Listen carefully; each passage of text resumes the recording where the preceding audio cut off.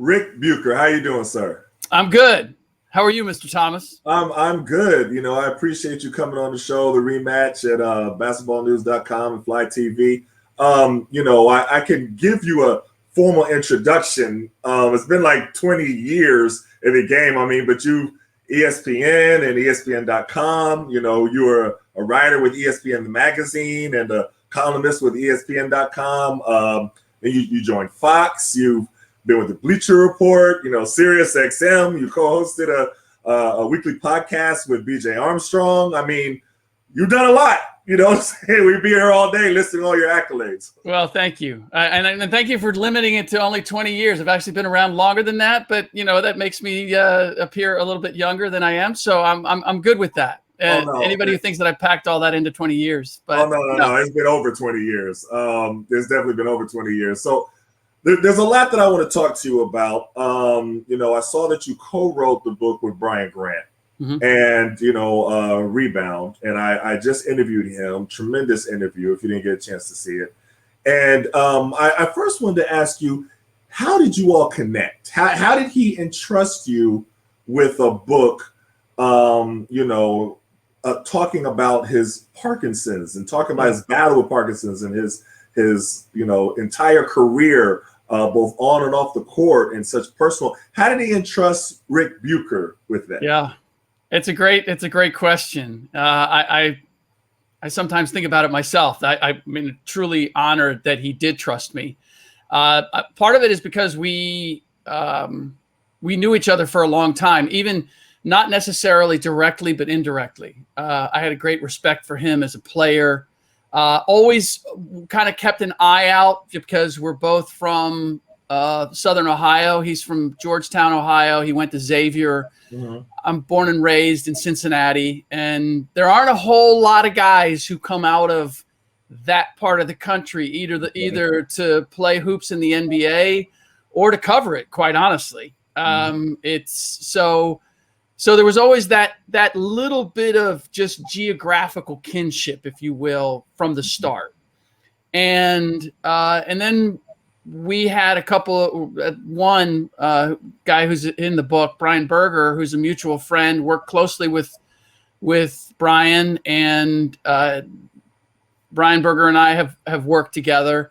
And so we had a mutual friend, and ultimately, we crossed paths in the NBA and, talked here and there, but mm-hmm. It was more just a general kind of mutual respect for each other. And then when it came to his retirement, and I knew that he was dealing with Parkinson's before he announced it. I knew that through Brian. Okay. And when it came to announcing it, I was still at ESPN at the time. And Brian Berger said to Brian Grant, what would you think about doing it with Ric? And because of that kind of established trust, he knew me better than anybody else in the media. He entrusted me with that. So I got ESPN to go up to his house in Portland, and we sat down and did an interview on air. And then I wrote a piece after the fact about that on ESPN.com. And I just, that put my relationship with him on a different level. It wasn't like I just parachuted in and did the piece for ESPN. Like now I felt so privileged that he would trust me to make that announcement. And I think just physically being there, he was so, like, I could just tell, like, this was a really, I don't want to say traumatic thing, but a momentous thing for him to do. Right. And why he was doing it. Because he and I didn't know how much he had been kind of hiding and denying mm-hmm. the idea that he had Parkinson's. Right. Kind of found that out through the process of doing the book. But I knew that this was a huge step for him. Mm-hmm. And so I just stayed in touch with him, wanted to see how he progressed. And wanted to be involved in any way that I could. And we talked a lot about, possibly writing a book over the years. It took quite a bit of time before he got to that point. Cause I didn't want to do, and you've probably read them, there's plenty of athlete books out there. Mm-hmm. Guys just want to do a biography. They want to tell their story, but they don't really want to tell their story. Right. They want to tell like a specially angled, let me tell you all the things that I feel good about, but not all the good stuff. Right. Yeah, exactly. And look, I can appreciate that. Like, but I just, from the beginning, I said, Brian, if we're going to do a book that's going to be meaningful, you got to tell them everything. Right. And what the everything was really changed as I wrote the book. There was a lot of personal stuff that, whether it was the pain that he felt, and he was working with terminally ill kids, and like having a game and leaving that with still ice bags wrapped around his knees to go see a kid, and then that kid ultimately dying, and what that was like for him, and like all of that to me.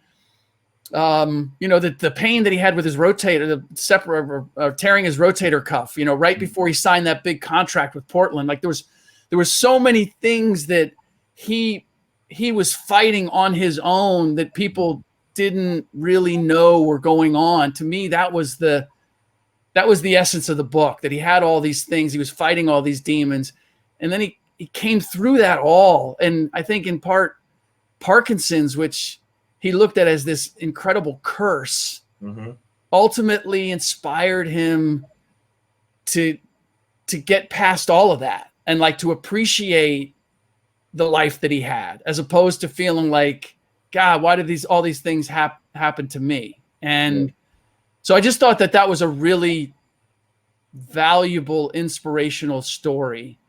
And, that Brian was willing to take that leap of faith, right? Because it's like any of us, we start thinking, okay, what's my mom going to think when she reads this, right? Right.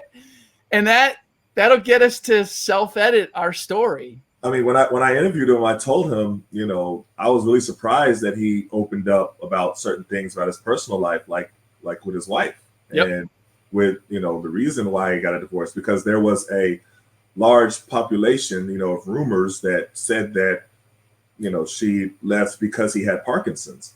Right. So there's a lot of the player community, and myself was included, that didn't know her from a can of paint, but heard that and then had a certain feeling towards her because it was like, wait, she left because he had Parkinson's? How terrible is that? And that was the rumor. But he said, no, he wanted to set that all straight. I was like, yeah, that was amazing, because you didn't have to say that. Like, you didn't have to put that in your book. And that was amazing that he did. Well, and honestly, I got to a point where I was writing the book, and I said it to my wife. I go, you know what this is? And she's gotten to know Brian. He's been, as we were working on the book, he came down and spent some time at the house, and so my family has got to know him. And I said to my wife, I said, you know what this really is? This is a love story. This. Ultimately, when I look at his inspiration for wanting to tell everything about his life, it was to set the record straight with Gina. Like, you know what? I had the love of my life, and I kicked it to the curb. And like, there's all kinds of things that went on both sides. Any relationship that's good, it takes two people, and any relationship that breaks down, it takes two people, right? But he wanted to come clean about, like, this is what really happened. I'm the one ultimately who blew it, and how that inspires him to this day. Because, like, after everything went south with Gina, one of the most powerful things he said to me was, I've never cheated on anybody since. Like, some people will have regrets, but they don't necessarily change their behavior. Right. And, as a professional athlete with money in the bank, like the opportunity to mess around is always there, right? Yeah, but he didn't have to include any of that in this book. No, he did not. None of that topic had to be included, and it would have been, nobody would have missed it, because they would have been focused on Parkinson's and his playing days, and you know what I mean, all of those things. So yeah, no, I mean, so that's why I'm so honored that because I was the one who said, look, you got to get honest. If you're pulling punches here, ultimately, not only I think is the audience going to know, or there's the potential of leaving questions like, okay, well, what about this? What about that? Right. But I felt like he wasn't going to feel fully satisfied with the book, because it wouldn't be the story in whole. And the other thing is that's the redeeming value of reading the book, because I think everybody can relate, right? Right. We all make mistakes. We all screw up. It's a matter of what do we do with that. And for him to like totally catalog all the mistakes that he made and how he made them and where he is now and how he brought his, I mean, again, like his honesty with his kids, like, look, you all are from different mothers. This is how it happened. Do you have any questions? Like, if he doesn't do that, then the kids don't have the relationship that they have. Right. And to me, that's where you're really like, it's one thing to say and do things in order to get the love from your kids, right? But that still has a self-interest in it. When you do it in order for them to love each other, now you're doing something that is unconditional and doesn't bring you necessarily any reward except to see it, right? And to me, that's really the amazing part of what Brian did. And Etan, you always know this, like he was doing so many things behind the scenes that he didn't necessarily want credit for, right? He wasn't seeking credit working with these kids. He felt like, there, but for the grace of God, go I. Like, what's the difference between me and these kids? Another thing that I was, surprised that he went into so much depth about was depression. And, depression is something that a lot of athletes kind of stay away from talking about. I mean, even now, you're just now starting to see a few athletes come out and say, that they're struggling with depression. Kevin Love is one of them. DeRozan is one of them. But then you see other athletes, they talk about depression and they get immediate backlash. You see what Naomi Osaka is going through right now. It's. Were you surprised that he spent so much time being honest about his depression? It's a good question. I ultimately, no, I'm not surprised because I feel like he got to a place where he recognized that depression was also a part of Parkinson's. And so it kind of helped him understand why he went down that rabbit hole. And I mean, to be honest with you, he was still battling it as we wrote the book. Like there were times where I could not get a hold of him for weeks at a time.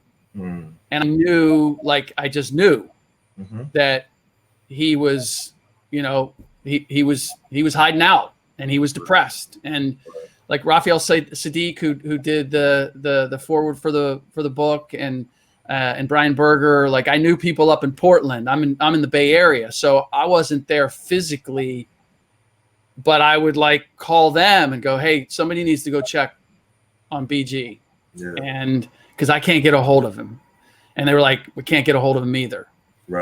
And so I think in some ways, because he and I had forged this place where we were talking about everything, like when he would disappear, Mm-hmm. I was able to say, hey, like this, we're worried. We're all worried about you when this happens, Mm-hmm. because he's also battled addiction. And so when you don't hear from somebody for a couple of weeks, you think Right. he's going down that road. Right. And to be honest with you, at one point during the book, he did. I Right. mean, he essentially relapsed. Mm-hmm. And so we went on this whole journey together through the course of the book. I mean, I kind of joke about it in that my first book I did with Yao Ming, a guy who doesn't speak English. Like, what the hell am I doing? Like, what can I set the bar any higher in terms of telling somebody's story? And then the next one is with a guy who, is battling with addiction and depression, Right. and memory loss as a result of Parkinson's. Like, Right. Could I find somebody who can just tell me their story and we don't have to like have all these hurdles that we have to cross? But the beauty of it is it makes it richer when you do it, when you are able to get to the story. Oh, definitely. But it's such a story that's inspirational for other people. And that's one of the things that I kept stressing when I interviewed him. I was like, do you know how inspirational this book is for everybody else that is battling anything? Because I was like, you're Brian Grant, Yes. being your NBA player for a dozen years and everything. And he was like, yeah, like even during the interview, he was like, yeah, these are my tremors. I hope you don't, I was like, it's fine. But he's still kind of self-conscious about it. And so I just kept saying, like, do you understand how inspiring this story is? It really is an inspirational story. Well, and that's the thing too, is that like understanding that as he was telling his story, that he's still battling the not wanting to tell the story, and kind of pushing through that, believing that it's going to help somebody else. Right. I'm doing this because I hope that this affliction is going to help somebody else. So that was inspiring for me as we wrote the book as well. And so I'm glad that comes through. And I know that every time somebody says that to him, it's one more kind of confirmation that the book turned out to be what I hoped it would be. Definitely. So I got to ask you this. I know I asked it a little bit in the beginning. It is a testament to you that he entrusted you with this book. And you used the word trust a lot when you was explaining. But the relationship between the media and athletes are sometimes a little bit complicated. Sure. Right? And no I remember this is going back a few years. I was doing a panel discussion with the Players Tribune in New York. And I was on the panel discussion. There was Jay Williams was on it. We was talking about this topic, about how can the media improve the relationship and the trust with athletes. Do you remember that? That was a few years ago. Yeah. And a lot of times the media don't quite understand, or they pretend to not understand why certain athletes will have a apprehension, negative feeling towards them or something like that. Yeah. And so the reason why I kept asking, how did he entrust you with this and how did you build this relationship? It's almost like you can teach other media people how to actually build a relationship. What that entire panel was about. How do you get athletes to trust you? You know what I mean? Yeah. And they're talking about just from a standpoint of covering them. Yep. Not entrusting them with a book about their personal life. Right. So that's why I keep asking, how were you able to really do that? And what advice would you give to other media people? So the first lesson, it's funny that this happened actually with the Portland Trailblazers, and this was before Brian got there. I remember I had just started out. I was, you could actually go back to the beginning of my career covering the NBA. I covered the Warriors for the San Jose Mercury News. and I came in a year before Chris Webber showed up. Mm-hmm. And everybody had a relationship. All the other beat writers had a relationship with Don Nelson, who was both the GM and the head coach. Like, he ruled with an iron fist. And if you had to get along with Nelly, you basically had to cover the team the way Nelly thought you should cover the team if you were going to get anything done. Yeah. Well, I was the new kid on the block. And so I immediately, first of all, I'm competitive as hell. So I'm looking at that and going, well, they all have better relationships with Nelly. I'm never going to get around that curve. Right. Okay. And so I'm going to build my relationship through the players. Mm-hmm. And so when C-Webb got drafted, there's two people that were at the airport when he flew into Oakland, me and a real estate agent that the team had sent to drive him around to look for a place to live. Oh, interesting. And I knew immediately, like, something was different here, because this was the first time that Nelly had a player that was wasn't coming in to become a star. He was already a star. Right. And that relationship was going to have to be different. And Nelly was not prepared for that. Not at all. And he didn't. And when I found out afterward, like, he didn't even want C-Webb. Like, he was talked into it, drafting him. And so I learned early on. So, and then I was in Portland for a game, and I went up to talk to Buck Williams about something. Mm-hmm. I said, "You got a second before the game?" And he goes, "Yeah, I've heard about you. You're cool." I was like, "Oh, the players talk. Of course, the players, like, they know, like." And so I was like, you know what? I need to respect that, and I need to treat everybody with the idea that if I burn somebody, that's going to get around. And my job, as I saw it, was not to be judge and jury, but my job was to help people understand why guys did what they did. Because ultimately, I believe, like, nobody does something stupid, or like, there's always a reason. Like, you may disagree with the reason that they did it, but there's always a reason. Mm-hmm. Trying to think who the player was. Carlos Rogers was with the Warriors, and he got kicked out of a game again in Portland. I don't know why all roads lead to Portland. We were in Portland. Mm-hmm. End of the season, Warriors having one of their terrible seasons. He got kicked out of the game, and Bob Lanier was the coach. He was the interim coach, and he told me afterward, like, Carlos had gotten a call or something during the game that his dad or somebody in his family was at his house, like, breaking furniture, going crazy. And I was like, people just think Carlos is some off the rail dude, but I found out, players may have great individual ability to do this one thing. It doesn't mean that they're not living human lives and don't have to deal with all this other stuff. In fact, it may even be amplified because you have a lot of money and you've risen to stardom and you don't know who to trust. And, like, guys' backgrounds, maybe, they didn't have the 2-family home and the 2-car garage and all that. So they're the challenge is there, and fans by and large don't want to hear that. They look at players, they go, you play on TV, you make millions of dollars, you get to play basketball, your life is sweet. And I just knew, but again, sort of guys allowing me to peek behind the curtain, that wasn't the case at all.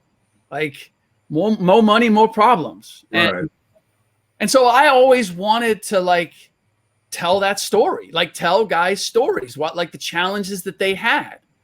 Now I will say, the difficulty that I find today is that, and I don't know whether it's because of social media. I don't know whether the media has been taken over by so many members who, like, when I came in, you were a beat guy. And you had to, like, there was certain protocol with how you covered a team. You didn't want to get sideways with a team or with a locker room, because it was going to be really hard to cover that team or that, like, so Right. And you were there every day. Well, now you don't have those long-standing relationships. Like, people fly in, fly out. Some people are, covering on TV. They're just putting stuff out there. It's not vetted. Like, there's no on, and I don't want to say protecting the relationship. I think honoring the relationship. And I always felt like, you know what, even if I have to report on bad news, if I give you an opportunity to share your side of it, Mm-hmm. and I tell the truth to the best of my ability, Mm-hmm. like, you may not like that it was written or reported, but it won't ruin the relationship. Like, Right. you won't never talk to me again, because, and especially if I got to show up the next day, and I show up the next day and I say, hey, like, I give you the opportunity to, dude, I had a problem. Like, I thought you got this wrong or whatever, and we can talk it out. Like, knowing that I tried my best Mm-hmm. to get it right, and that I'll fix it if honestly I did get it wrong. Mm-hmm. Like, I just don't think that happens anymore. Well, a lot of, and I'll say this, even back then, I could even go to for my playing days, it didn't happen a lot then. So you are different, and you do have to recognize why you're different. And the reason why you have the connection with players is because you do things that other media people do not do. A lot of times their allegiance is to the team. Their allegiance is to what the team, and the team sometimes wants to put out certain notions about certain players and to manipulate certain situations. That's what they do. That's what they do. Here's the thing. Like, people are always looking at, like, oh, these players, they're undisciplined. They do these crazy things. They got a lot of money. They just spend. Like, if we pulled the curtain on the owners, right, they are right. They are just as whack, if not more. Okay, Yeah. I mean, and the league is rife on every level with people who do, like, who get inside the NBA bubble, right, and they begin to think that life is different. Mm-hmm. And they can get away with stuff. Look, media people do it. Like, everybody, you get inside that bubble and you think the rules don't apply to me. And then every once in a while, real life intrudes, you go, oh, like, and that's what the world sees. So you look like an idiot. Right, right. But also, the part about losing the trust with the players, and that's something that you've always valued. So even going back, because you mentioned Golden State, and you mentioned Chris Webber, you had a good relationship with Chris Webber. Yes. Everybody knows that. You know, the players, we know that. We have heard that you've had a good relationship with him. How did you cultivate that relationship? Like, how did that work? Because I want different media people to look at this and see you talking about this and understand how it works. We had a whole panel discussion on this topic, and the media people that were in the audience, if you remember, they were clueless. Yeah. They had no idea. Yeah. And I was like, this isn't really hard to do. You just treat them like they're human beings and everything. But this is everything that you're saying. But how did you cultivate that relationship with Chris Webber? So this is the tricky part too, as I get into this, because I as a media member, I have a job to do, which is to cover the team. So the idea of becoming friends, it's not that. You want to have a relationship. You want to have an honest relationship, a fair relationship. And so, well, how it started was, like, I knew the dynamics between Nelly and C. Webb were going to be difficult. Okay. And especially when I heard that Nelly wanted C. Webb to play center. And C. Webb wanted to be the next Charles Barkley.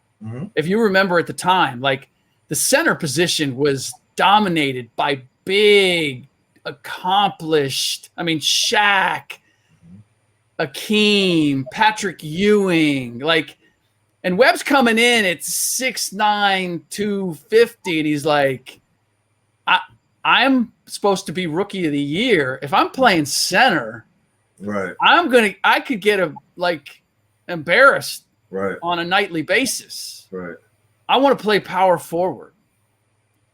And so the first, when he was, the night he was drafted, Nelly said he's going to play center.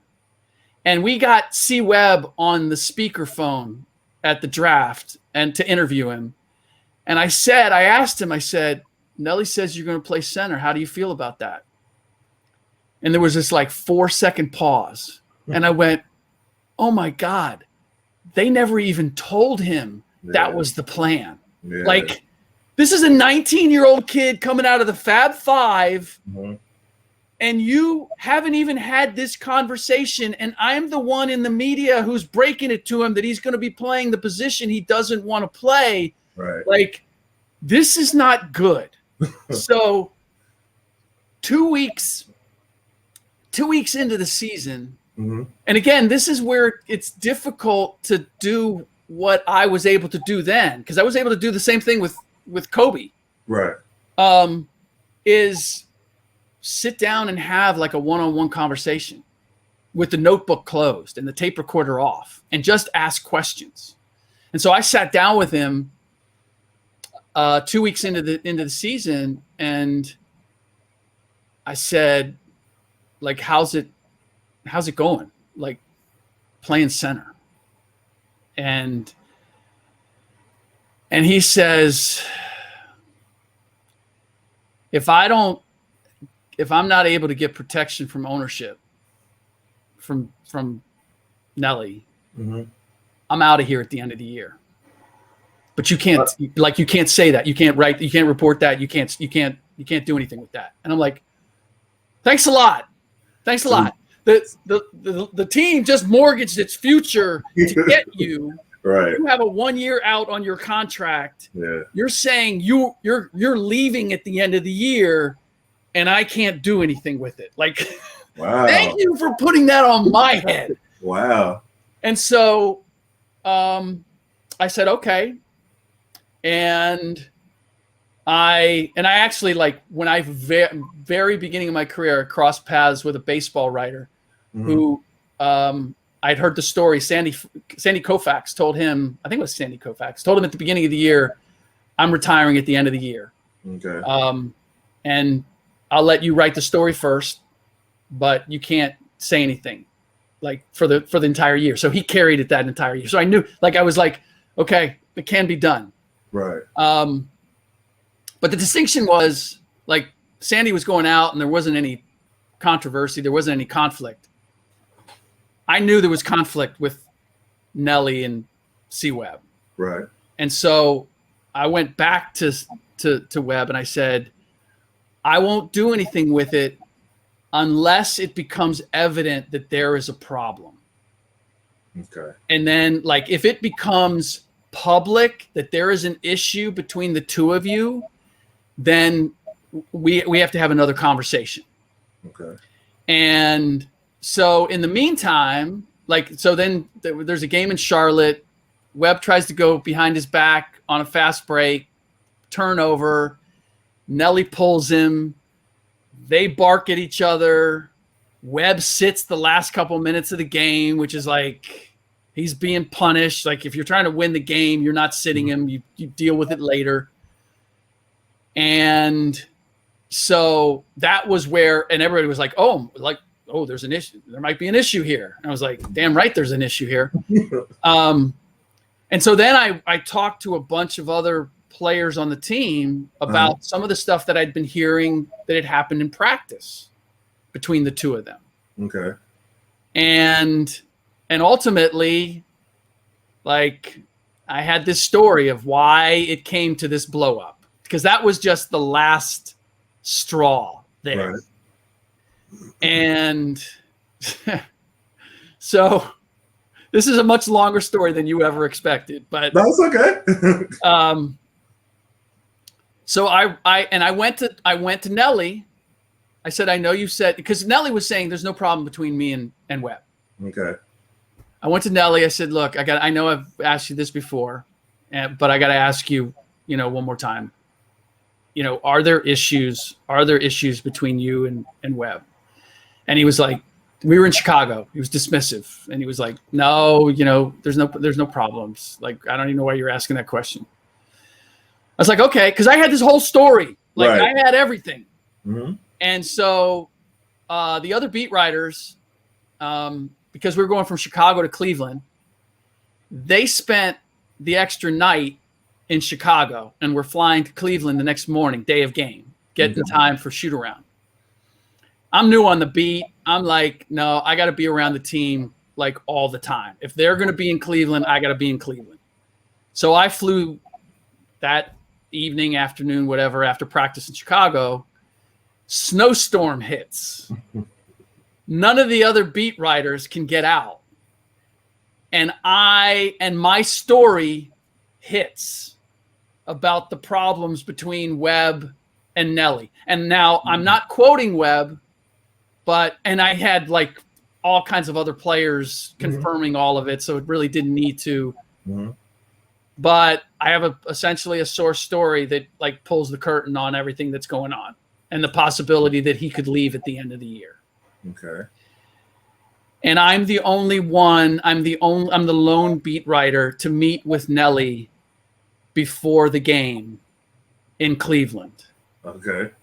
And he does his pregame, and I really don't have anything to ask him, right? Again, you got to show up. Somebody wants to say something to you. You got to show your face. Let them know you're there. You got an issue with me. Let's hash it out. And this is after the story had come out. The story had hit in the morning. Okay, cool. All right. And so he knows. Everybody knows. Yeah. I walk out to the court and the team's warming up, and Judd Bushler sees me and goes, I'm not standing too close to you. There might be snipers in here. And so I sit down on the bench to watch guys warm up. And I don't even know what to do with myself. I mean, the story's blowing up, right? Right.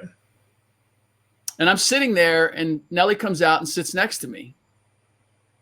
And he says, I just want you to know, I think you're a piece of bleep. I think your newspaper is a piece of bleep. Don't ever call me again. Don't basically, you're dead to me. Right. Wow. And I was like, okay. Nelly's a big dude. He's a big personality, and and that was kind of my, my baptism in covering the league, where you're gonna do a story, you're gonna do a big story like that. Not everybody's gonna love it, but I went back over and over and over. I was like, you know what? I didn't do anything wrong. I gave him the opportunity to tell his side of it. And he didn't. And what I didn't know, and what I've since learned, is that there were everybody was watching me, and they watched me show up, and they watched me ask questions, and they watched me walk through that. Okay. And I had guys tell me after the fact how much they respected that. And so, there's part of it, I just knew people are always watching. People are always paying attention. Now how did C. Webb react? So, well, this is where I have a little bit of a problem with Webb. Okay. Because Webb denied that he knew anything about it. Okay. And I'm like, okay, you hung me out to dry. Okay. Because now for the entire year, I knew how it was going to end. I knew he was but now for the entire season, it's my word against Nelly's. And so I didn't know why, because I was a young dude. I was having tremendous back issues as the season progressed. When I found out, it was the stress. Yeah, he's stressed. I was carrying the stress because after the season, I went to Hawaii, and I was walking down the beach with my surfboard, and I realized that, you know what, 2% of the world even gives a rat's ass about Nelly or C. Webb or this story or and next day, back issues gone, everything and it was a great lesson again, to keep things in context. Now, the reason this is what's difficult on a couple levels when it comes to, and again, I think in some ways the issue has gone the other way with the media. It's either you have people taking shots from afar that don't have to be held accountable and that don't vet their work, Like, don't want to go like, if I check this out, either one, it might not be accurate, or two, I might get beat and not be the first one out there. So let me just throw it out there. And then if I have to correct after the fact, I will. I mean, that creates problems and a lack of trust. Of course. But then the flip side is guys are now like, they're creating relationships where they're creating relationships with agents and players where they're kowtowing to what they want, how they want it told. And so that they get it first. But it's not necessarily accurate, or like, you're not serving both sides. That's the great challenge, is as a media guy to be fair to both sides. And the difficulty is that enough guys are either not, like, they're just taking shots from afar, or they're in bed with whoever they're covering. And so that hurts all of us in the media. That hurts anybody who's trying to do it in a fair and reputable way, because now as an agent or a player, well, I can just forum shop. Oh, you're not going to tell the story the way I want it told. Well, I'll find a reporter who will. And anybody who, you don't necessarily need to be with a big outlet to get the story out there, right? Yeah. So there's, and there's still people they're doing it to the best of their ability, and it's not everybody. It's not just one camp or the other. There's still some really good people out there that are walking the line, but it has become like we've done it to ourselves. The media have done it to ourselves. Like, we've poisoned the water because we are no longer held accountable. And here's the big difference, Etan, is that, like, when I came up, I had an editor who would say, I had a copy editor, and then I had the big chief editor, and like anything that I reported, I would have to tell them first. Right. This is what I've got. And they'd say, well, where did you get it? And did you get it from two different places, two independent different places? And how solid is it? And because it was newspapers as opposed to online, you had time to vet it. Now everybody wants to, like, I could get beat. Somebody else could have the story first. And so now we're hedging bets, and there's no oversight. Right. Somebody hears something, somebody gets something, they're tweeting it out right away. But that's I think that's part of the problem right now, is that when people do that, especially if they go, say they're thinking on the fly, they're on a show on ESPN, on FS1 or something like that, and they're talking, and they repeat something that they heard, or they say anonymous source told them this, and sometimes the anonymous source is incorrect. Or even worse, they have an agenda. Right. So now, and this is something that's happened a little bit more now with social media, because guys have their own social media that they can go to and say, hey, what that reporter just said is not true. Yes. And guys are doing that more. Yes. So when I was playing, we didn't have social media. So if you wanted to, respond to a reporter, like I remember I would write an article in the Washington Post if a reporter said something, but nobody wants to do all of that. I was just writing, so that's just what I did here in DC. Right.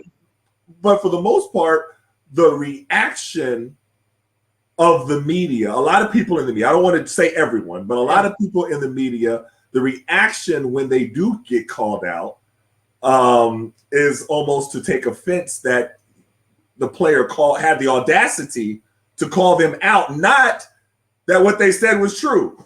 Yeah. And that hurts that trust, doesn't it? That hurts that relationship. That hurt. How is that player ever gonna, trust this reporter to do anything with them moving forward? It's the whole, think about what we're talking about. Like, all of it is, I'm going to put something, the reporter's going to put something out in the media. I was going to say something on TV. Right. And then the player's going to respond on social media. That's what they want. They want the response, right? What's that? They want the response almost. Not the report of the network. Okay, let me just say, ESPN, they want that back and forth because that drums up ratings and that drums up that. This is my opinion. You can tell me if I'm wrong at any point. But they want that. They want to play. They want, and when Skip Bayless was on there and always talking about LeBron, they were like, please, LeBron, please respond to him. You know what I mean? When Stephen A. Smith was talking about, all the time with Kawhi Leonard, they're like, please, Kawhi, come on, respond. But they never did. But I think they want them to respond so it could be a back and forth to drum up ratings. Do you agree with that, or am I off base? You're 1,000% correct. Okay. Because if a player recognizes an individual, and this is the tricky part too, and this goes with social media in general, like you're inviting that person up onto your platform, and you basically are validating them in some way. Yes. I mean, Stephen A. and Kevin Durant helped make Stephen A. Because he responded. Gotcha. Right? Yeah. And so it's like, oh, he's on that. And Stephen A. like, dog, don't come at my neck. Like, all right, I'm sorry. Maybe I'm old school. Like, shut up. Like, what is that? Right? That is so fake, tough guy. Like, what? Like, I mean, that is so far removed from what I think of, even if you're a pundit on TV. And this is kind of where I've evolved, because I'm on TV more, giving analysis and opinion than I am out there. And one of the reasons why I'm hoping to have something done where I'm going to get back to writing on a regular basis is because I do want to be out there, and I do want to have those in-person interactions, because that's ultimately like the whole thing playing out. I'm going to say something on TV, and then the player's going to come back and he's going to say something on social media. Like we're not creating anything here. Like that only keeps us farther apart. Yeah. And I still believe that, and I've always believed this, that the athletes, the players, and the media need, or maybe not need, but certainly should be helping each other in that, because the league and the teams still to this day and forever, even with as much player empowerment as we have, they still have all the control. They still have the greatest ability to influence how the story is told, how players' stories are told. There are exceptions. That's changing with social media, though. So guys can control their own narratives a little bit better with social media than, say, my generation was when we played. For sure. Yeah. For sure. But there's still a difference between a player telling his story and a third person telling the story, because there's a validation that this is like, there's always going to be that question. Okay, is the player telling his story? Is he shaping it? Just like we talked about the biographies, the player biographies, right? Is he really telling the whole story? Okay, that's fair. Well, when someone is, if you have that third person, if you have somebody, a media outlet who's saying this is the story, it kind of gives it a built-in integrity and validation that the player can't quite reach. It's like, people look at The Last Dance, right? Yeah. And I think it was tremendous, and it reminded everyone who has made comparisons between LeBron and Michael Jordan. It's like, wait a minute. Like, I think the vast majority of them never saw Michael Jordan play. If you were around him on a daily basis the way I was, and you were around LeBron, and no offense to LeBron, I mean, I don't. This always becomes like taking away from one or the other. It's just like, those guys are not even, they're just different. They're a completely different play. Michael Jordan was a killer every single day of every single minute. When I see, like, I'm at a shoot around and Scott Burrell said something that bothered Michael Jordan, and now he's going to take him down to the other end after shoot around and play one-on-one and kick his ass. Yeah. Like, that's just a different cat, and that was him all the time. Do you think a better comparison would be MJ and Kobe, and then and then LeBron and Magic? Yes. I think that's the better comparison. Yes. This is my opinion. Yes. But, no question. Continue, sorry. No question. So, I don't know where did I start? Well, we was talking about a lot, but we was talking about where how Jordan is with his competitiveness. Oh yes, no, and with the Last Dance. And with the Last Dance.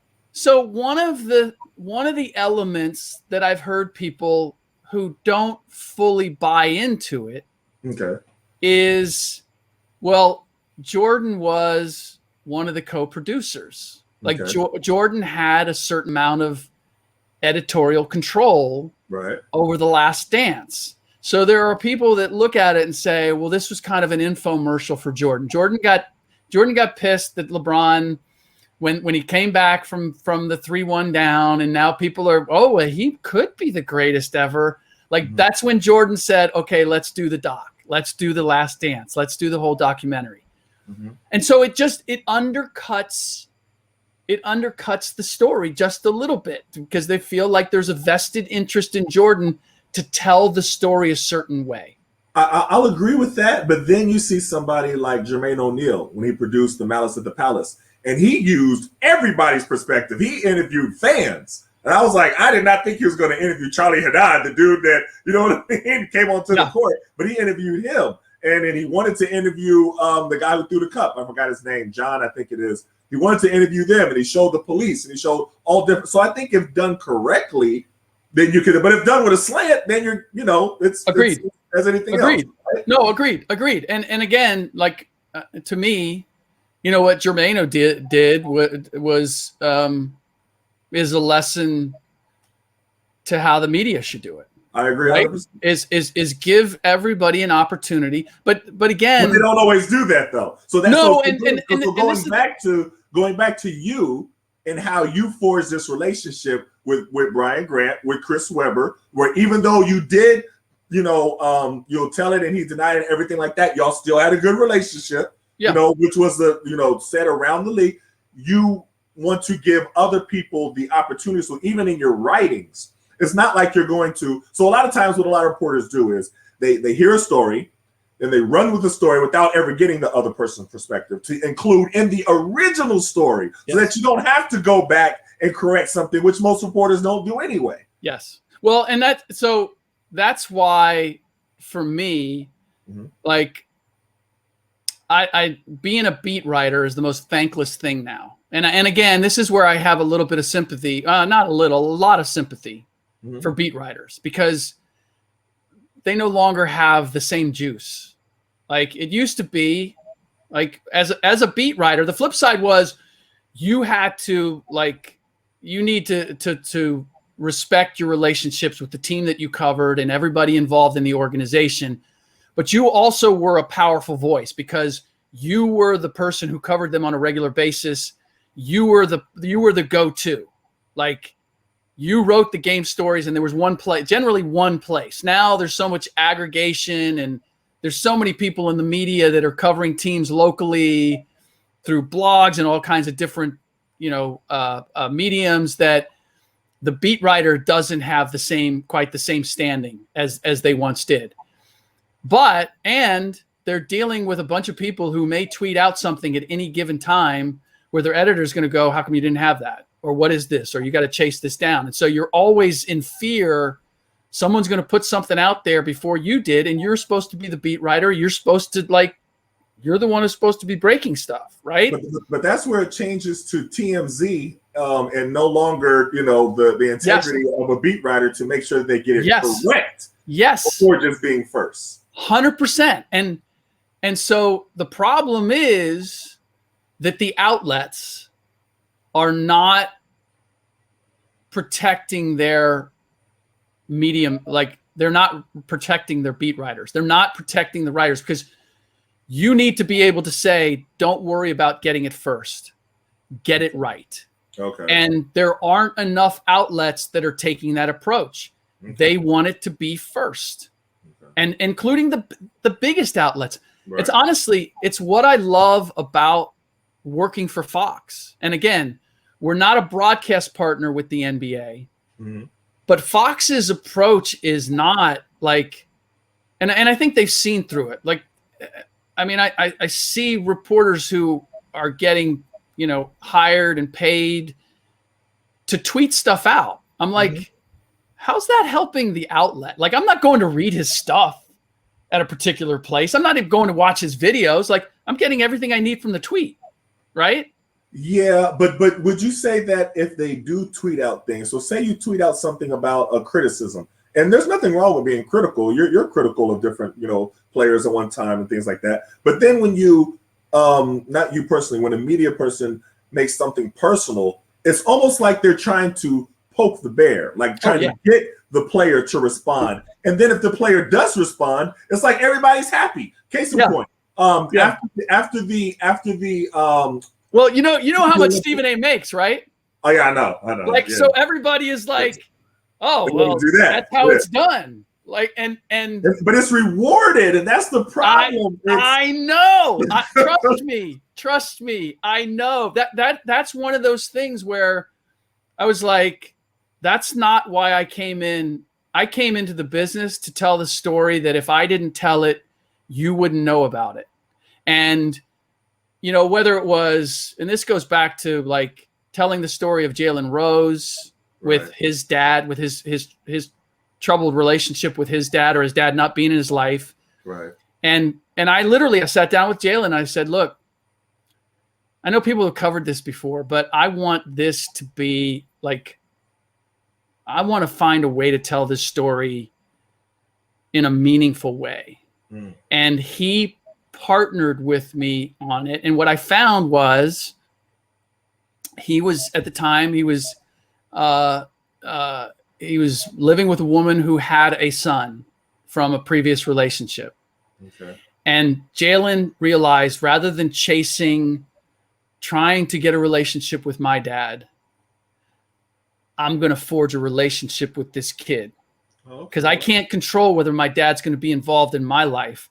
Right. But I can control whether I'm going to be involved in this kid's life. And that's going to fill the hole for me. Not by being the son, but by being the dad to a son who doesn't have a dad. Right? Right. Did a story with Steven Jackson on the Malice and why he went into the stands.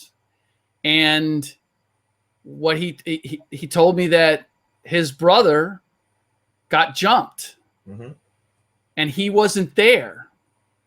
And his brother ended up in the hospital and ended up dying, got hit with a lead pipe from behind. Oh, wow. And he'd never forgiven himself for that. So when he saw Ron run into the stands, he's thinking, I'm not letting him go alone. So you may not agree with the fact that he went running into the stands, but now you understand why. And you may have a little bit of a different feeling about Steven Jackson as a result of that. And when I had like Tim Duncan telling me Steven was the best teammate he'd ever had, I was like, okay, he's been painted as this villain. Right. You don't get to be Tim Duncan's best, favorite teammate ever if you're a bad guy. That's just, that can't, that's that. So I gotta find out, I gotta resolve this conflict, and I gotta tell that story. Now that's where I get my juice. Right. I will tell you, like, I'm getting paid. I'm good. I've had a nice career. I'm okay. Like, I got you. But I'm not making Stephen A money. Right. Because that is not valued at the same level as I'm going to say something crazy, and if I can get somebody to respond to it, like I'm going to be the entertainer, right? And that's the downfall of media, in my opinion. It's you're right, because it kills the integrity. It kills the integrity of what we do. Like, completely. Oh, so this is just show. Yeah. Right? It is. It's performative. Yeah. And look, I've been on TV enough. Mm-hmm. You want to be entertaining, you want to be interesting, but I still, what I try to keep in the back of my head is, would I say this if that person was in the room? No, well, would I say it if I had to see them the next day? And you know what?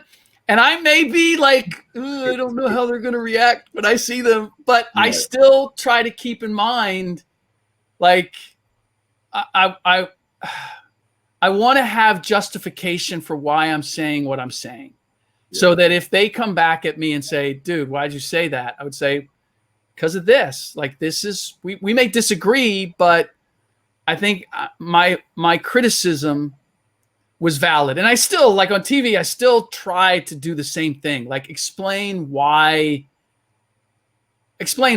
rather than judge, explain. But there's nothing wrong with criticism, though. And there's nothing wrong with being critical of somebody's game if they're not. That's what, you're paid to do.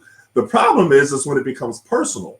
And certain people make it personal where they're personally attacked. Like, listen, I played with Kwame Brown, right? For 2 years with the Washington Wizards. I was right there. I saw it. So when he finally blew up at Stephen A. Smith and to get Bass to win off on him, that was off of all these years of being quiet, pent up, where it was made personal. So, but it's just amazing to me how so many people in the media, if you're called out on it, they're either like, how dare you? You know what I mean? Or they don't say, okay, I was wrong. Like, why is that hard to say? Like, I've seen, and I have different relationships with different media people, but sometimes the media gets it wrong. And I've seen players say, okay, what you just reported was 100% incorrect. And then the media person says, well, wait, you can say it in a nicer tone to me. I'm like, nicer tone? You're saying something that's incorrect with him. Just say, I'm sorry, I got bad information, and leave it at that. But now you're trying to defend yourself of being wrong in the first place and not like just, correcting it. Just say you're sorry. Why is that so hard for so many media people to do? Yeah. I was wrong. I don't know. I don't know because I've done it. Like, sometimes we don't get it right. That's right. Dude, I did it with Kobe. Honestly, I put something out there that I had heard, and he goes, "That's not accurate." And I said, "Okay, I'll fix it." Right. Like, and even that's, because everybody hears the initial story. That's the problem. Even the apology, nobody sees it. So or you've already, the first impression is the one. But I have to ask you. I'm glad you brought up Kwame Brown. Okay. Because, for example, for me, everybody was always killing Kwame, number one pick, didn't da-da-da-da. I'm like, the Wizards made him the number one pick. Okay. Yes. They're at least partly culpable for developing him. That's not all on him, right? Mm-hmm. You decided he was worthy of the number one pick. You have a certain responsibility to him to make that work. You can't that's always bothered me when people say, oh, that guy's a bust, or, Anthony Bennett or whatever. Look, nobody held a gun to the Cleveland Cavaliers' head to make him the number one pick. Right. So it's not, it's on the player to make the most out of what they can be without question. But to say that they didn't live up to being the number one pick, they didn't choose to, they're happy they were, but they don't choose to be that. But this is why I'm glad you brought up Kwame and Kwame Brown is, so I look at All the Smoke with Matt Barnes and Steven Jackson, and Kwame's feeling like, you guys are doing me dirty. Right. Like, you're acting like media. Yeah. Right. That's what it was. That's it. Right. And honestly, I feel like there are more and more players who are getting into the media, and they become the media, who are operating that way. And like, or even on their own feeds. Like, they're not even getting paid by ESPN to clown other players. Like, they're just doing it on their own. And I'm like, okay, so, and I would venture to guess, I don't really talk to a lot of other media people. I'm just, and it's a fault of mine. Like I see beat writers and media people, they go out to dinner together and they do all that stuff. Like I'm too competitive. Like if we go out to dinner and we talk, like I can't talk about what I know or like I don't want to. Right. I just, you know, it's a character defect of mine, but no, I hear you. But now I think some media people look at it and go, well, the players are killing each other. Like, why shouldn't I kill it? Like it opens the door for everybody not respecting relationships or telling giving people a fair shake or whatever it is. Well, I'll say this. I was glad that Kwame got everybody's attention. You know, I'm friends with Matt Barnes and Steven Jackson, have respect for both of them. And, you know, Kwame's my guy. He's been my guy since we played together. But that aside, if we're looking at the topic, I'm glad that he put everybody on notice that this isn't okay to do what was done to him. And he was a 18, 19-year-old kid and was just thrust into a situation where, to be honest, they wanted to protect MJ. That was honestly, so everything was Kwame's fault. Everything that was good that happened was all MJ. Everything that was bad that's happened was all Kwame's fault. I was there, so I saw it. So it's not like I'm, third person. I was literally sitting right there seeing the whole thing develop.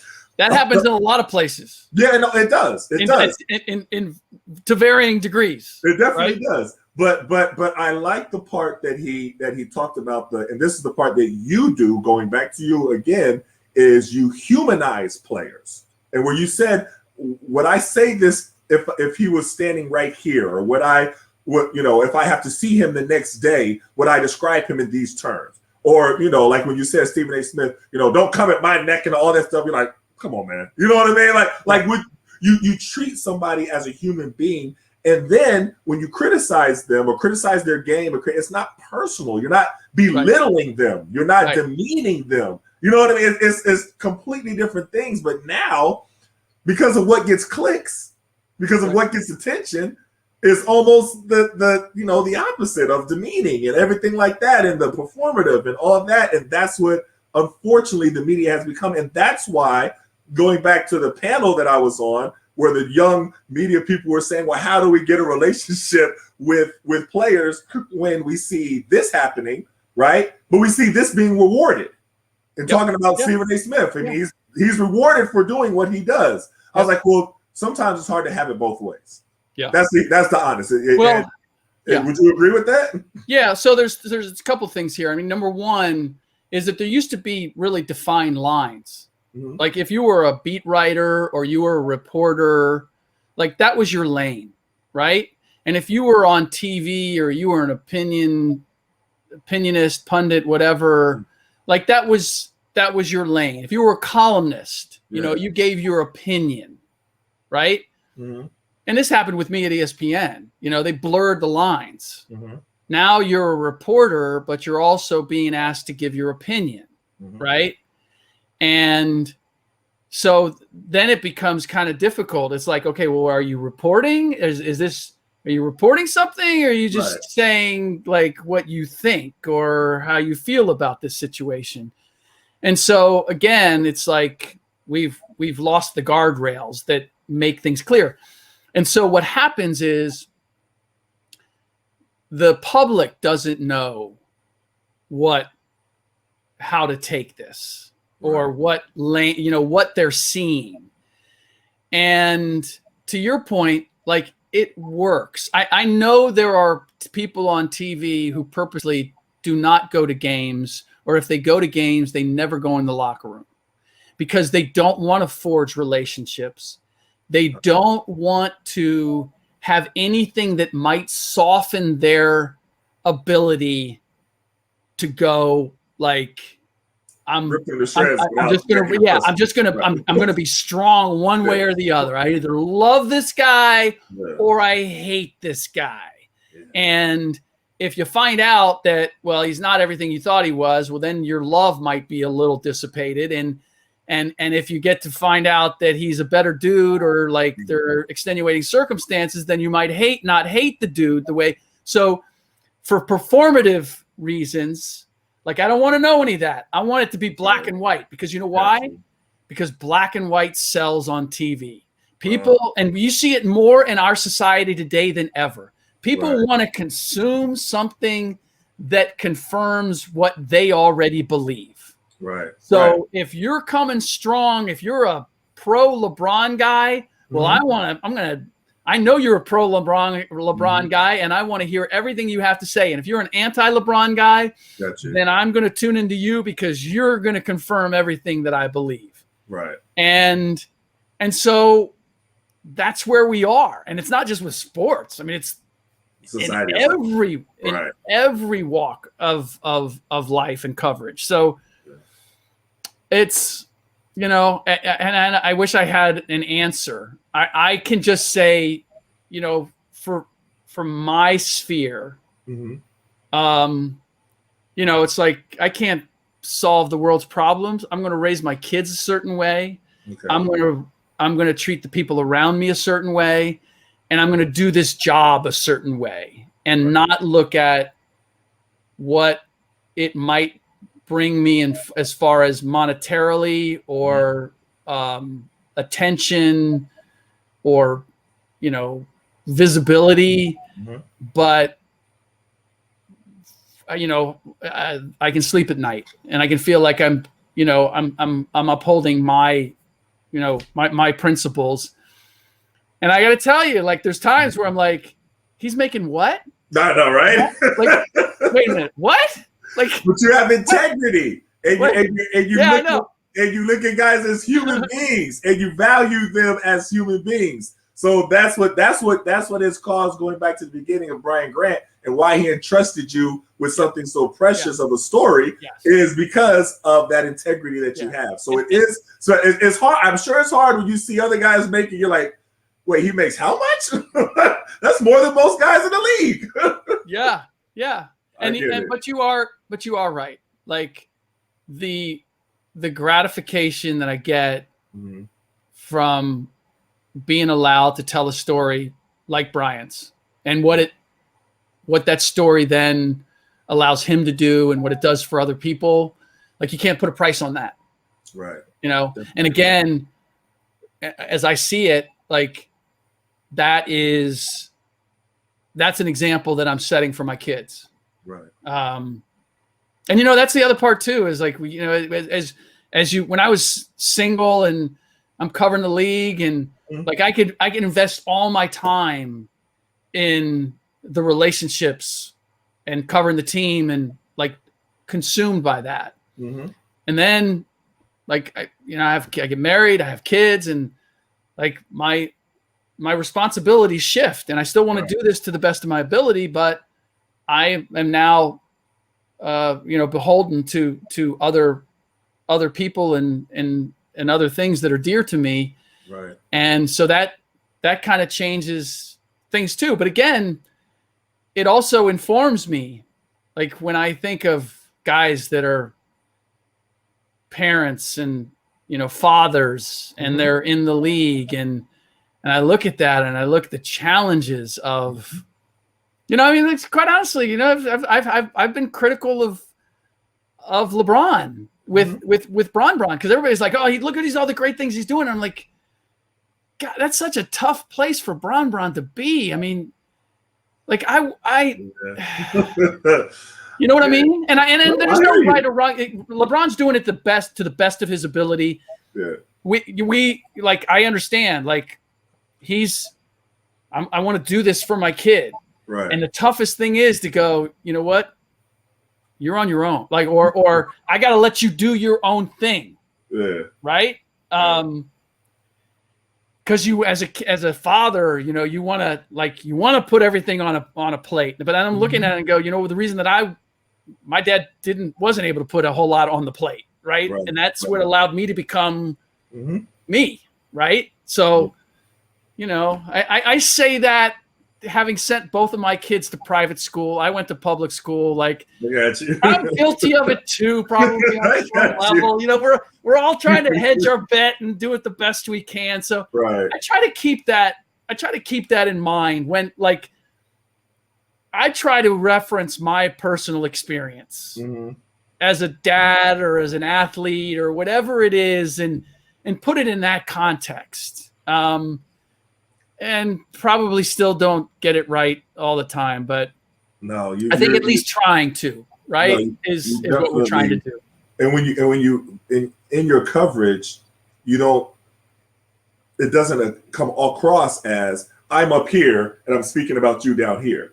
You know what I mean? You relate to them, and you, like you said, you tie in personal things about yourself, and that's the reason why you have the reputation with the players that you have. I just wish that more of the media would see that and understand the value of it over what is being rewarded. So here's the key. But here's the key, Etan, is that the outlets that they work for have to value that. Yes, no, definitely agree. So you have to give, give your reporter or your writer or your person the leeway to build those relationships and to take the time to get it right, and not kill them for not being first. I agree. Give them the avenue to build, to do it different. I agree 100%. And it doesn't happen.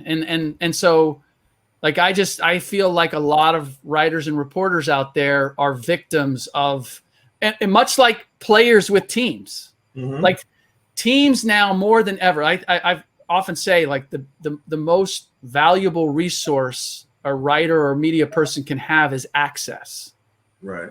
And teams now keep players more at arm's length than ever before. So those relationships don't have an opportunity to happen. That's true. And the player is looked as being standoffish or diffident or disinterested. And I just once I'm able to sit down with a player and they get to know me a little bit and I get to know them, everything changes. And the teams the teams want so much control over the players and how they're viewed. And they don't want those separate relationships because now that makes it more difficult for them to control the narrative. Right. So, and that's ultimately, again, it goes back to why I feel like the media and players, look, there's a value in us understanding each other. Because we're both dealing with entities behind us, bigger entities that are sometimes feel like they're working against us and working against us forging a relationship because that threatens them. Yes, definitely agree. So you've been great, really gracious with your time. I want to ask you one more question, one topic, and then I can stop it from there. I want to keep it in Portland since we're talking about Brian Grant, and I want to talk about Damian Lillard. And he's been a topic of conversation for many years now. But then again, of course, this year as well, as it is every year. But a lot of people are asking the question, should he leave or should he go? And or should he stay? And so, people who say that he should go usually say the same few arguments. They may say they question if he has enough help, or if Portland is doing enough to get him the help that he needs, or if he is as good enough of a superstar to be able to get them over the hump. Does he have what it takes? What do you think? I just want to get your opinion on the topic of, should he go? Should he stay? Does he owe it to himself to see if he could get it done with a different way? What does Ric Bucher think? So I think Damian Lillard should do whatever he wants to do. Okay. I don't think there's a wrong. I mean, that's his choice, right? And I think he's done everything in such a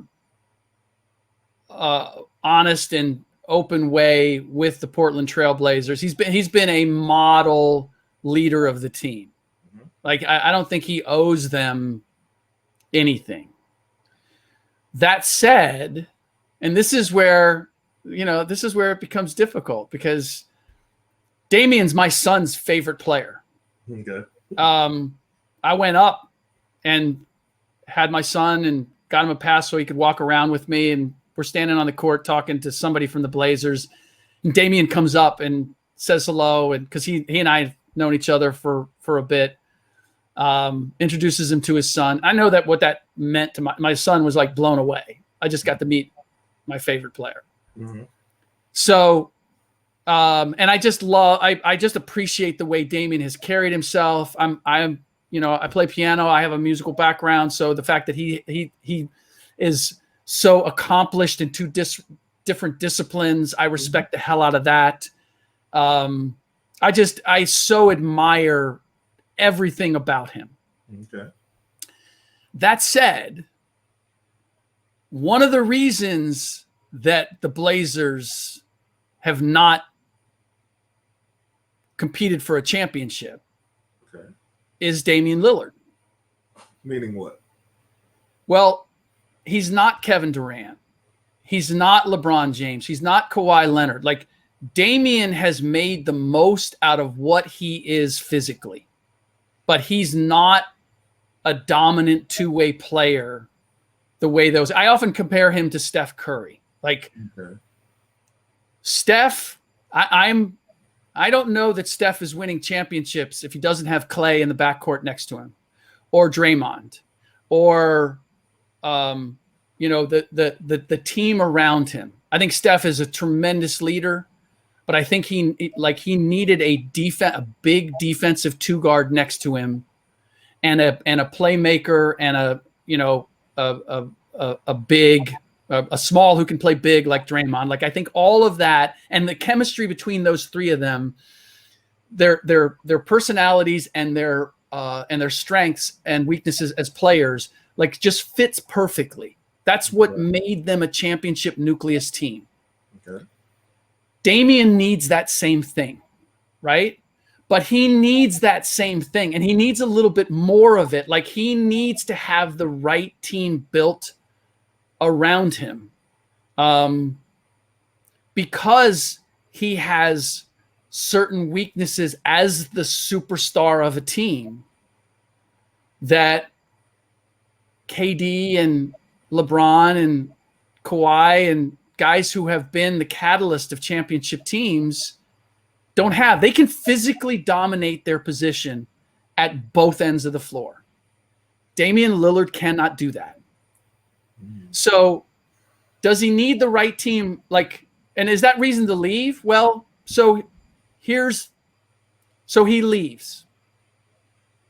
Is he guaranteed to have that team built around? I can tell you this, in Portland, they're trying to build that team around him. Neil Olshey is constantly making moves, trying to find that playmaking small forward. To me, that's the ultimate piece that they need. To find, mobile athletic bigs that can protect CJ and Damian on the backside. Like, they're trying to put it together in Portland that, as you know, is like not really a free agent destination. So you're going to have to trade or draft it. Damian knows that they are trying to build that thing around him. If he goes any place else, he's not guaranteed that. Like, he's probably going to join another star, like Philadelphia, for example, right?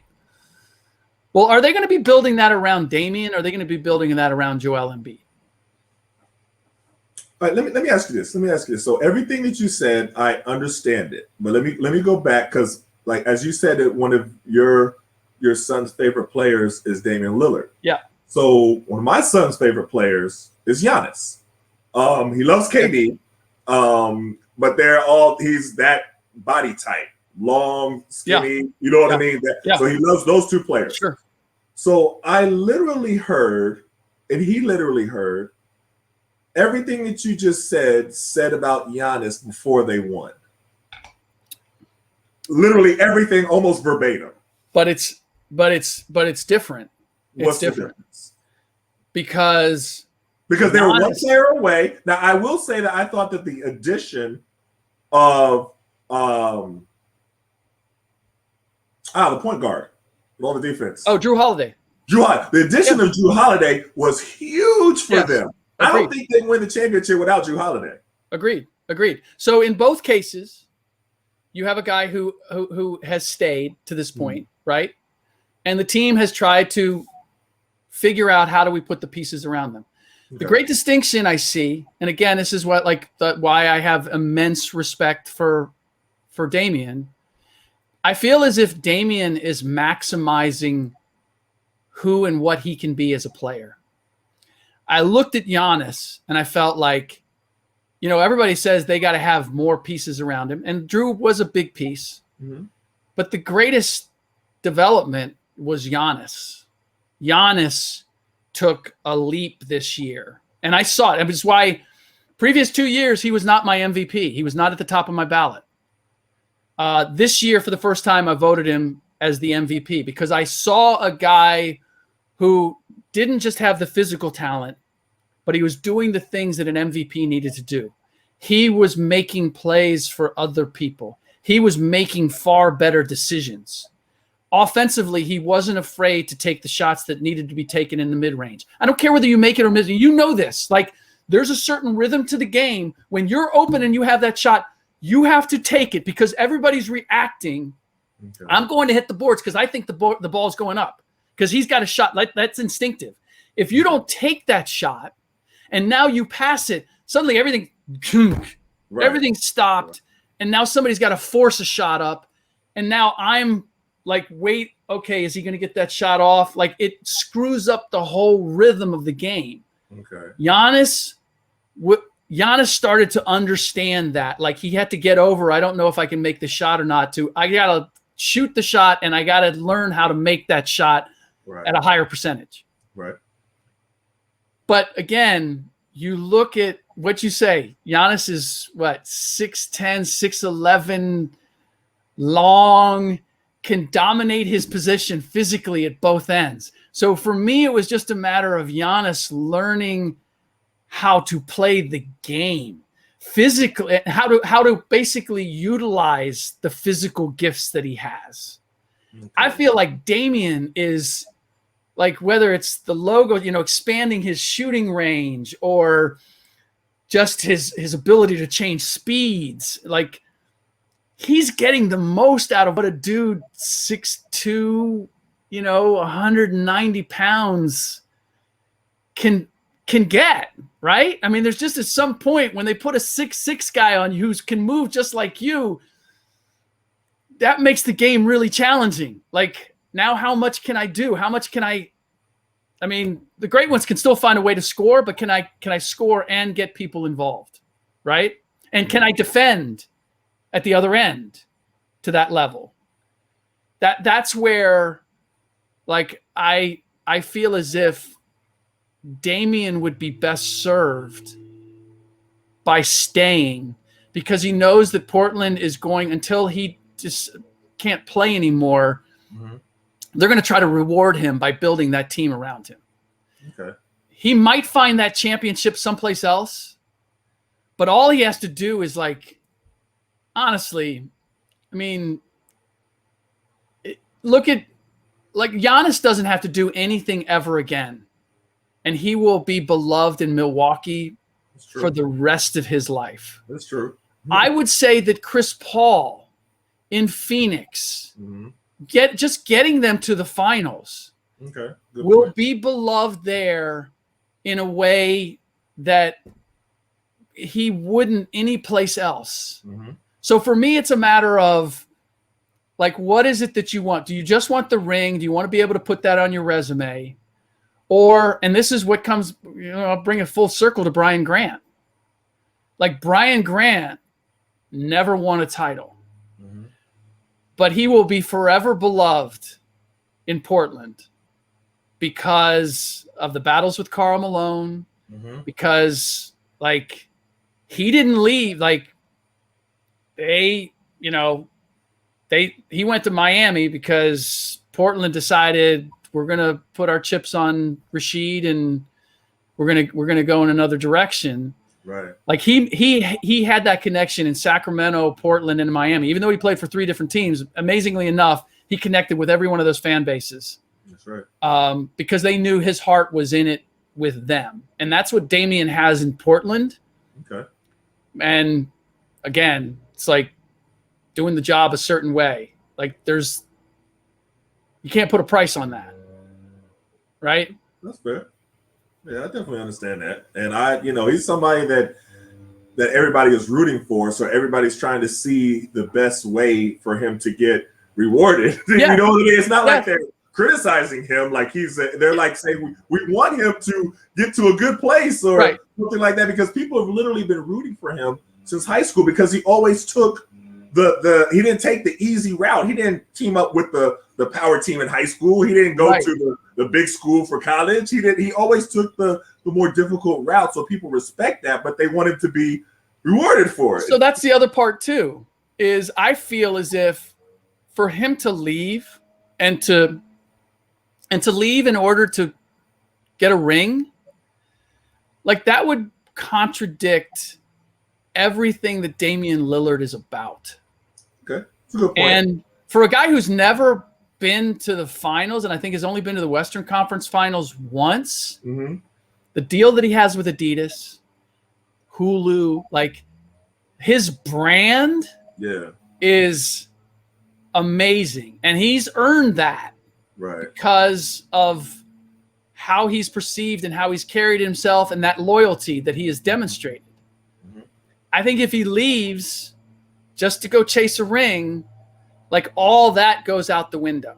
That's a good point. It's a little bit like, it's like I see the difference between John Stockton and Karl Malone. Like John Stockton will be forever beloved in Utah. And I think Karl would have too, except he dipped to see if he could get that ring in LA. And that's where, that's the last we saw of him. And so there's here's John and here's Karl. Still beloved for all that he did, but you know what? Yeah. You ducked out on us at the end. I got you. That's a great point. Hey, well, listen, much respect to you. The book is called Rebound. Co-wrote it with Brian Grant. It's a fantastic book, so definitely encourage everybody to go get it. And I hope I see you going back to regularly writing again, because the way that you cover stuff, like I said, I wish that other media members would see how you can be critical of someone, how you can do your job, how you can criticize when you need to of a team, of a franchise, of a player, of everything like that, but still have the integrity to do it tastefully, to be able to get both sides, to be able to get everybody included, and to where it doesn't feel like you're attacking one person. So it's definitely an art to it. So much respect to you. Keep doing what you're doing. And thanks again for coming on the Rematch. Well, I want to say I have immense respect for you too, Etan, because you have moved into the media, and you haven't just moved into the media to be on TV or to the fact that you write, the fact that you are trying to you see a way in which you want to share stories and give people a platform in order to tell their stories. I think that's really not only admirable, but impressive. I talk about, having two disciplines, being really good at two disciplines. And anybody who becomes a great athlete or a professional athlete, I don't think people understand how much you have to invest in that. That has to be the focus. And so to have a second career or to have a second profession in which you are outstanding in, that takes a tremendous amount of talent and discipline. So I've been watching you from afar and have been with great admiration. So wanted you to know that too. I definitely appreciate those words. I definitely appreciate that. So, all right. Well, thanks again. Thanks again for coming on. Like I said, keep doing what you're doing and stay safe out there. My pleasure. All right.